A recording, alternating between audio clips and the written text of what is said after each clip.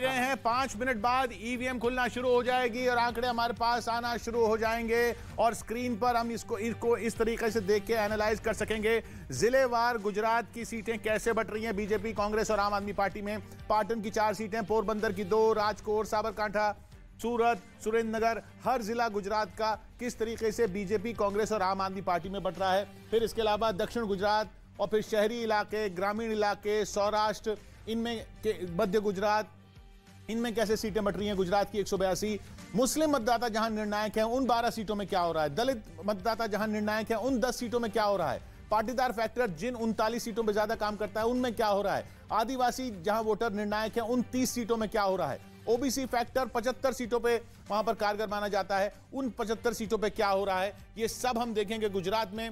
ठाकुर समुदाय के मतदाता जिन 25 सीटों में ज्यादा निर्णायक हैं वहां उन हिमाचल की उन सीटों में क्या हो रहा है। ब्राह्मण फैक्टर जिन 8 सीटों पे काम करता है उन पे क्या हो रहा है। दलित फैक्टर जिन 17 सीटों में काम करता है 68 में से हिमाचल की, उनमें क्या हो रहा है। ये सारा हम आकलन यहां से देखेंगे और फिर इस आकलन के साथ साथ हम ये भी दिखाएंगे कि पिछली बार के मुकाबले क्या फर्क आ रहा। पिछली बार के मुकाबले क्या फर्क आ रहा है। लेकिन सबसे इंपॉर्टेंट मेरे ख्याल से अमिताभ जी, रूरल गुजरात में ग्रामीण और शहरी इलाकों का सेग्रीगेशन रहेगा। बिल्कुल, ग्रामीण इलाकों का तो पहले भी रहा है। इसको हम छोड़ नहीं सकते। अगर हर चुनाव की बात करें तो हर चुनाव में ना कोई एक मुद्दा रहा है जहां मोदी सेंटर रहे हैं। 2000 में लाशों की राजनीति, 2007 में मौत के सौदागर, 2012 में कड़वा लेवा पटेल, केशव भाई पटेल चुनाव में खड़े हो गए थे, 2014 में मोदी को पीएम बनाना है। तो हर चुनाव में मोदी सेंटर ऑफ अट्रैक्शन रहे हैं। रूरल में ठीक है, कांग्रेस का अपना वोट बैंक है, वहां वोट तो उनको मिलेगा ही। उससे वो लोग बोलते हैं ना, अगर कांग्रेस आईसीयू में ही रहे तब भी बीजेपी वहां पे 40 सीटें ले आती। 3 मिनट और संजय जी, अपना रिकॉर्ड तोड़ पाएगी बीजेपी?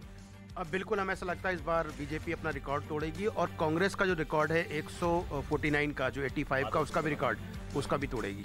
149 का रिकॉर्ड तोड़कर 150 पे जाएगी, संजय जी का कहना। खैर अभी कुछ ही देर में बस गिनती शुरू होने वाली है। जल्दी से हमारे साथी जो बाहर खड़े हैं उनसे उनके पास एक मिनट के लिए चल पड़ते हैं। यतेंद्र, कहां पर हैं आप, क्या हो रहा है वहां?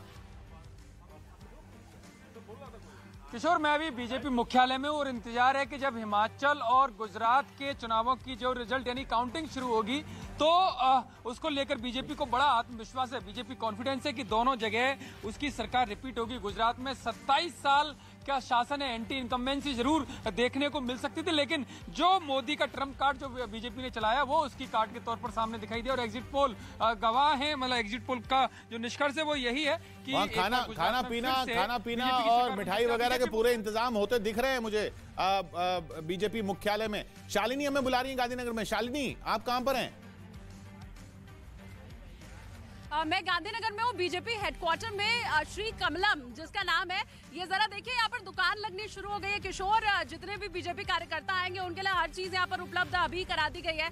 इधर टी शर्ट ये टंगी हुई है। सुबह सवेरे जैसे होता है ना, कोई दुकानदार अपनी दुकान लगाता है, ठीक वैसे ही क्या बीजेपी की जीत को आश्वस्त है लेकर? हाँ, बीजेपी कंफर्म में आने वाली है। कितना कॉन्फिडेंस है? पूरा। ये क्या सबका प्राइस पहले से तय है? फ्री में बांटेंगे, पैसा लेंगे? पैसा लेंगे जितने कार्यकर्ता आएंगे। जीत में तो फ्री में देना चाहिए। फ्री में कहाँ से देंगे मैम, हम भी चार्ज करके लाते हैं तो। अच्छा, दुकान लगाने का पहले से सोच रखा था? हाँ।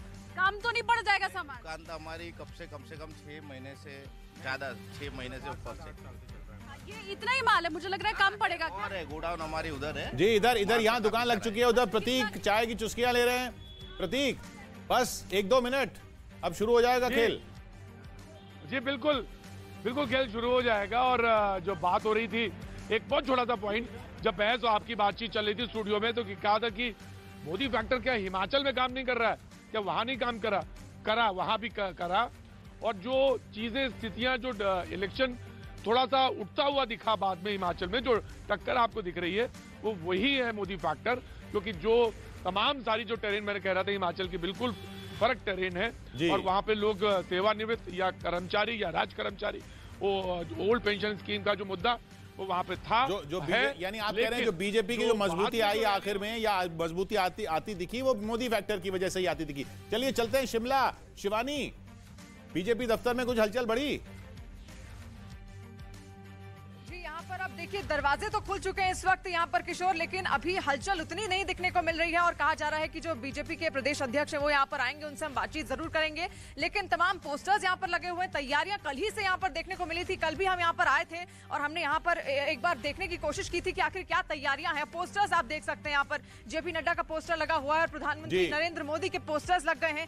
स्लोगन्स के साथ कई बड़ी बातों का जिक्र यहाँ पर किया गया है और उससे ऐसा लग रहा है कि बीजेपी को उम्मीदें पूरी है कि वो रिवाज यहाँ पर जरूर बदलेगी। सच्ची सेवा, अच्छा काम, फिर से भाजपा, मोदी जयराम, ये तमाम नारे यहाँ पर लगाए गए हैं। लेकिन आखिर कितना कुछ होता है क्या? काउंटिंग शुरू हो चुकी है, बस अब शुरुआती रुझान आना बाकी। पोस्टल बैलेट सबसे पहले खुलेंगे, शुरुआती रुझान बस कुछ ही मिनटों में आना शुरू हो जाएंगे। 8 बज चुके हैं, वोटों की गिनती शुरू हो चुकी है। वोटों की गिनती शुरू हो